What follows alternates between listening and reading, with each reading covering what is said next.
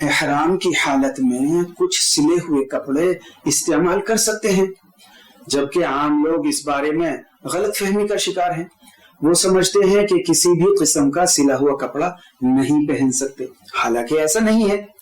جو کپڑا بھی انسان کے جسم کی بناوٹ کے مطابق سلا ہوا نہ ہو اس کو استعمال کر سکتے ہیں، جیسا کہ کنارے سلی ہوئی چادر پہن سکتے ہیں، یا گول سلی ہوئی لنگی سطر کھلنے کے خوف سے پہننا جائز ہے۔ اسی طرح کسی ضرورت کے لیے سلی ہوئی بیلٹ باندھنا یا سلا ہوا بیگ کندھے وغیرہ پر ڈالنا یہ جائز ہے۔ اور وہ کپڑا جو انسان کے بدن کی بناوٹ کے مطابق سلا ہوا ہو، جیسے کرتا، پائجامہ، بنیان وغیرہ، ان کو بھی وہاں استعمال کرنا جائز ہے جس طرح کے استعمال کے لیے یہ نہیں بنائے گئے۔